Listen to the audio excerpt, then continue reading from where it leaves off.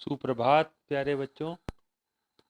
आज का ये वीडियो लेक्चर बीए पार्ट प्रथम के विद्यार्थियों के लिए, विषय राजनीति विज्ञान।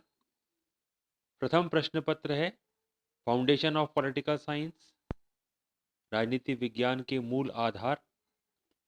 पिछले वीडियो लेक्चर में हमने नागरिक समाज की अवधारणा, उसके सकारात्मक और नकारात्मक पहलू, नागरिक समाज के विभिन्न अंग और नागरिक समाज के मूल लक्षणों की बात की थी। आज के इस वीडियो लेक्चर में हम बात कर रहे हैं कि नागरिक समाज की अवधारणा के विकास के मार्ग में क्या बाधाएं हैं, ऐसी कौन कौन सी दिक्कतें हैं जिनकी वजह से नागरिक समाज की अवधारणा विकसित नहीं हो पाती है। इसमें हमारा पहला बिंदु है उग्र राष्ट्रवाद या सैन्यवाद। यदि हमने एक तरफ बात की कि जो उदार राष्ट्रवाद है वो नागरिक समाज के विकास में सहयोग करता है, वहीं हिटलर, मुसोलिनी, सद्दाम हुसैन या कर्नल गद्दाफी द्वारा प्रतिपादित उग्र राष्ट्रवाद नागरिक समाज की अवधारणा की भावना के लिए नितांत घातक होता है। उग्र राष्ट्रवाद अपने देश के अतिरिक्त अन्य किसी देश में कोई गुण नहीं देखता और अपने राष्ट्र की शक्ति का विस्तार करने के लिए युद्ध और संघर्ष के हिंसात्मक उपायों को ग्रहण कर लेता है। दूसरा पॉइंट है हमारा साम्राज्यवाद। साम्राज्यवाद का मतलब है कि जब एक देश समृद्धशाली होता है, विकसित होता है, वह अन्य किसी पिछड़े हुए देश को या विकासशील देश को अपने आर्थिक और राजनीतिक नियंत्रण में ले लेता है, तो इस प्रक्रिया को साम्राज्यवाद कहा जाता है। और जिस राष्ट्र का या जिस देश का अधिग्रहण या नियंत्रण ये साम्राज्यवादी देश करता है, उसे उपनिवेश कहा जाता है। ये साम्राज्यवाद राजनीतिक और आर्थिक शोषण का एक यंत्र है जो असभ्य और पिछड़े हुए देशों को विकसित नहीं होने देता। Professor D.N. प्रिंट ने ये कहा कि विश्व संघ संबंधी कोई भी प्रस्ताव उस समय तक सफलता के द्वार तक नहीं पहुंच सकता जब तक कि संसार में पूंजीवाद और साम्राज्यवाद उपस्थित हैं। आज परंपरागत साम्राज्यवाद भले ही समाप्त हो गया हो, उसका स्थान नव साम्राज्यवाद ने ले लिया है, जिसको हम नव उपनिवेशवाद भी कहते हैं, नव साम्राज्यवाद भी कहते हैं। पुराने समय में तो जैसे ब्रिटेन ने भारत को अपना उपनिवेश बनाया, भारत को 200 साल तक अपना गुलाम बना करके रखा, तो इस प्रकार की भावनाएं तो आज नहीं है।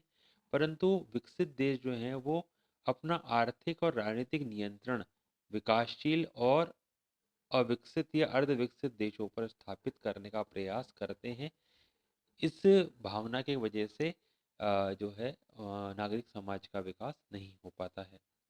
तीसरा हमारा पॉइंट है क्षेत्रवाद की भावना, जिसे जो कह सकते हैं हम कि पारस्परिक अविश्वास का एक माहौल इस क्षेत्रवाद के कारण पैदा होता है।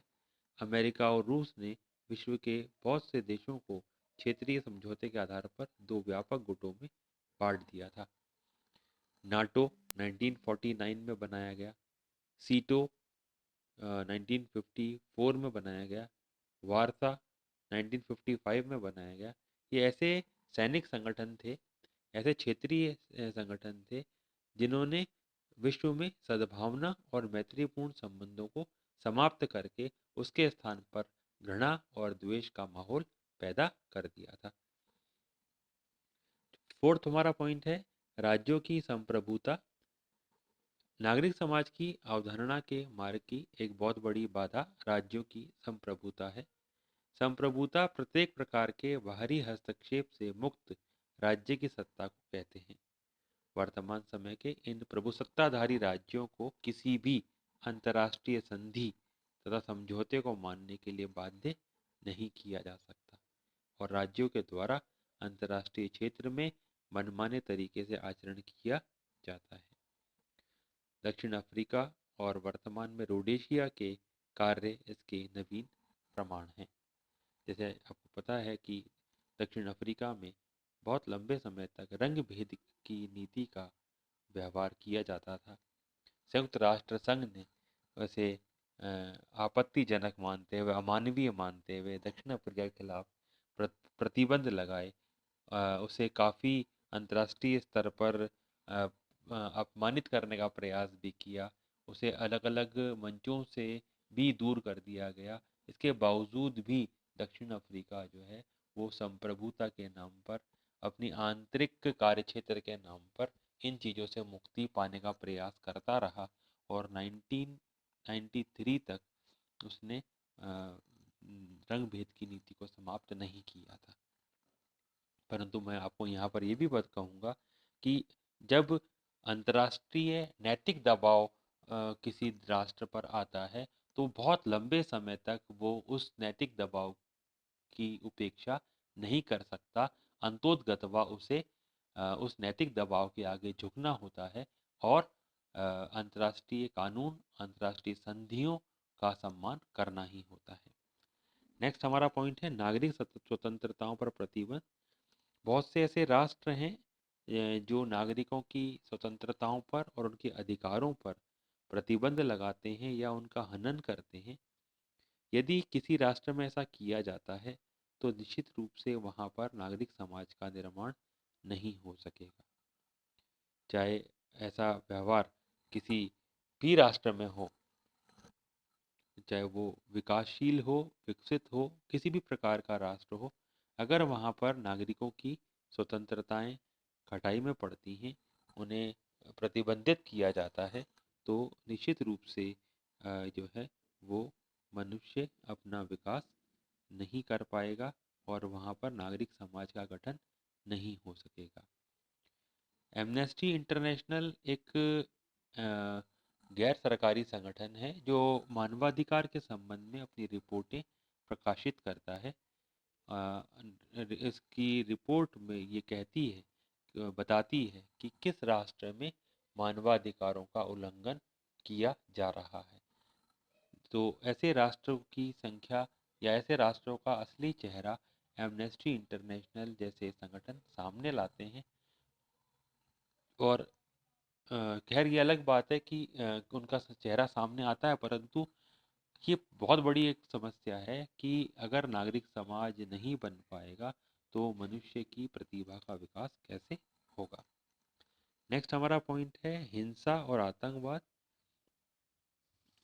नागरिक समाज की अवधारणा की एक बहुत बड़ी बाधा आतंकवाद प्रमुख रूप से कुछ व्यक्तियों के एक समूह द्वारा लोगों की निजी या सार्वजनिक संपत्ति एवं सुविधाओं के खिलाफ किया गया आपराधिक कार्य।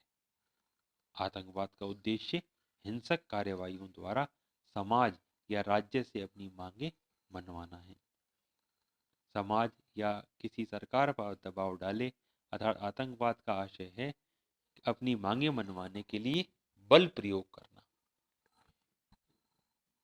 आतंकवाद का उद्देश्य राज सत्ता को अस्थायित्व का शिकार बनाना, राज सत्ता का अवमूल्यन करना और जनता में इतना भय पैदा कर देना है कि वह सरकार की क्षमता में संदेह करने लगे।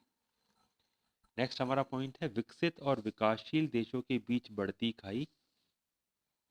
नागरिक समाज की अवधारणा के मार्ग में एक बाधा विकसित, विकासशील और अविकसित देशों के बीच बढ़ती खाई और मतभेद है। दूसरे महायुद्ध के बाद एशिया, अफ्रीका और लैटिन अमेरिका के देश एक एक करके स्वाधीन हो गए। इन्हें राजनीतिक स्वतंत्रता तो मिल गई, किंतु आर्थिक दृष्टि से ये देश सही मायने में स्वतंत्र नहीं हो पाए।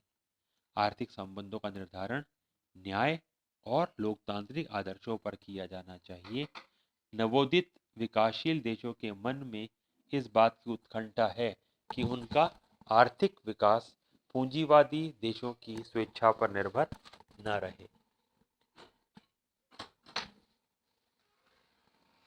बहुराष्ट्रीय निगम उन्हें कच्चा माल उत्पन्न करने की वाला उपनिवेश न माने, बल्कि उनके साथ ऐसा व्यवहार किया जाए जो बराबरी का होता है, समकक्षता का होता है, विकासशील देशों के द्वारा उत्पादित औद्योगिक माल के निर्यात को प्रोत्साहन दिया जाए। विकासशील और विकसित देशों के बीच तकनीकी जो खाई है उसको बांटा जाए, उसे कम किया जाए। विकासशील देशों पर वित्तीय ऋणों के भार को कम किया जाए। ये सभी मांगें विश्वव्यापी व विकासशील तीसरी दुनिया के राष्ट्रों के हितों के अनुकूल है। जैसे इन देशों के बीच में ये खाई कम होगी, दोनों के बीच में संवाद बढ़ेगा, दोनों के बीच में वार्ताएं होंगी, तो उससे सौहार्दपूर्ण वातावरण का निर्माण होगा और अ, ये विकासशील और अविकसित देश जो है वो अन्य चिंताओं से मुक्त होकर के खुले रूप में नागरिकों को स्वतंत्रताएं प्रदान करेंगे, अधिकार प्रदान करेंगे और उससे इन राष्ट्रों के अंदर नागरिक समाज का निर्माण हो पाएगा। तो ये एक महत्वपूर्ण बिंदु कि नागरिक समाज के विकास में क्या क्या बाधाएं होती हैं। अब हम आगे बात कर रहे हैं कि इन बाधाओं को हम कैसे दूर कर सकते हैं, इन बाधाओं को दूर करने का क्या उपाय है। उसमें हमने पहला बिंदु रखा है कि विश्व के सभी देशों में लोकतांत्रिक व्यवस्था और बहुलवादी विचारों को मान्यता मिलनी चाहिए। आज की राजनीति के परिवेश में और प्रकृति में निरंतर परिवर्तन आ रहा है। एक जमाने में अंतर्राष्ट्रीय राजनीति राज्य प्रणाली के इर्द गिर्द घूमती थी। संप्रभु राज्य ही अंतर्राष्ट्रीय राजनीति में प्रभावी कर्ता थे, किंतु आज अनेक शक्तिशाली राज्येतरकर्ता जिसे हम कह सकते हैं कुछ एनजीओज हैं, कुछ इंटरनेशनल एनजीओज हैं जो अंतर्राष्ट्रीय राजनीति में महत्वपूर्ण भूमिका निभाने लगे हैं। इसी तरह समकालीन राजनीति में एक और दृष्टिकोण प्रचलित हो रहा है जिसे हम बहुलवादी दृष्टिकोण कहते हैं, जिसका अर्थ है अंतर्राष्ट्रीय राजनीति में वे सभी संगठनकर्ता की भूमिका अदा कर सकते हैं जो संगठित हैं, जो अपनी नीति लक्ष्य को प्राप्त करने के लिए किसी न किसी प्रकार के जन समर्थन पर आधारित है। दूसरा हमारा बिंदु है विकासशील और विकसित देशों के बीच की खाई को कम करना।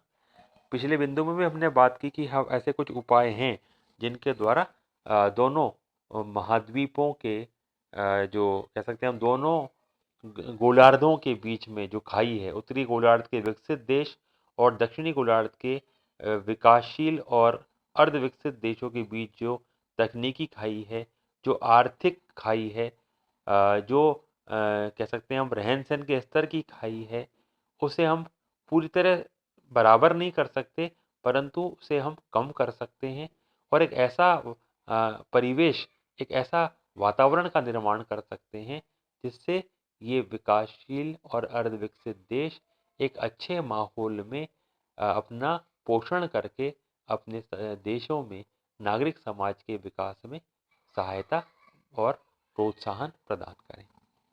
नेक्स्ट हमारा पॉइंट है उदार राष्ट्रीयता। क्योंकि हमने जो बाधाएं थी उसमें हमने पॉइंट लिया था कि उग्र राष्ट्रवाद नागरिक समाज के निर्माण में या उसकी अवधारणा के विकास में बाधक है, तो इसका उलट उदार राष्ट्रीयता का यदि हम प्रचार करते हैं तो निश्चित रूप से ये नागरिक समाज के विकास में बहुत प्रोत्साहन देने वाला होगा। Let live, live and let live, जियो और जीने दो का सिद्धांत जो है, वसुदेव कुटुम्बकम की जो भावना है उसका प्रचार करके हम उदार राष्ट्रीयता का प्रचार कर सकते हैं और उदार राष्ट्रीयता जितनी ज़्यादा विकसित होगी स्वमेव नागरिक समाज का निर्माण होने लगेगा। नेक्स्ट हमारा पॉइंट है अंतर्राष्ट्रीय कानून का सम्यक विकास।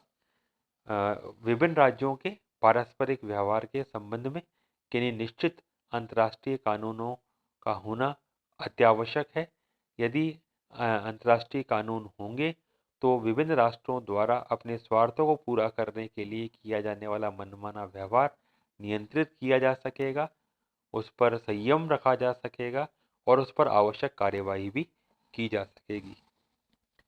नेक्स्ट है राज्यों की बाह्य संप्रभुता की समाप्ति। संप्रभुता के चैप्टर में हमने पढ़ा था कि दो हमने इसके रूप पढ़े थे, आंतरिक संप्रभुता और बाह्य संप्रभुता। आंतरिक संप्रभुता का अर्थ है कि एक राष्ट्र की सीमाओं के भीतर स्थित जनसंख्या, संगठन और सभी प्रकार की संरचनाओं पर सरकार का आधिपत्य आंतरिक संप्रभुता कहलाता है। इसी प्रकार अंतर्राष्ट्रीय राजनीति में एक राष्ट्र की स्वतंत्र विदेश नीति और उसका अपना व्यवहार जो है वो अगर स्वयं द्वारा प्रेरित और नियंत्रित है तो उसे हम बाह्य संप्रभुता का नाम देते हैं। तो बाह्य संप्रभुता को पूर्णतया समाप्त तो नहीं किया जा सकता है, परंतु बाह्य संप्रभुता पर कुछ नियंत्रण, कुछ संयम स्थापित किए जा सकते हैं, जिससे कि अंतर्राष्ट्रीय कानूनों की पालना सुनिश्चित हो। जनता को हर देश की जनता को एक ऐसा वातावरण मिले जिससे कि नागरिक समाज का निर्माण किया जा सके।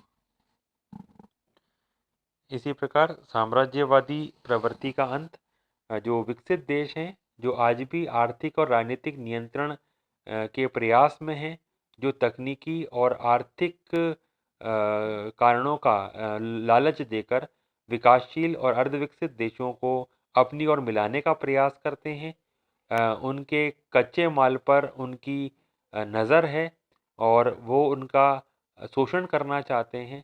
ऐसी प्रवृत्ति अगर विकसित देशों में बरकरार रहेगी तो किसी भी सूरत में विकासशील देशों में नागरिक समाज का निर्माण नहीं हो पाएगा।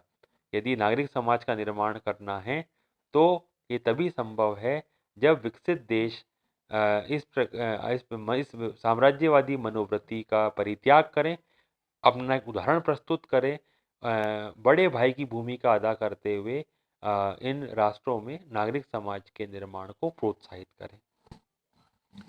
इसी तरह दो बिंदु और हैं, सांस्कृतिक आदान प्रदान विकसित और विकासशील देशों के बीच में हो, और स्वस्थ और सबल अंतर्राष्ट्रीय संगठन संयुक्त राष्ट्र संघ को और मजबूत बनाने की बात है, उसे और शक्तिशाली बना करके उसको कह सकते हैं हम अंतर्राष्ट्रीय राजनीति में एक कारगर और एक प्रभावकारी संगठन के रूप में स्थापित करने का प्रयास करें तो विकसित, विकासशील, अर्धविकसित या अविकसित सभी प्रकार के राष्ट्रों के में नागरिक समाज का निर्माण हो सकेगा और नागरिक समाज के निर्माण के और जो अन्य आयाम हैं वो विकसित हो पाएंगे।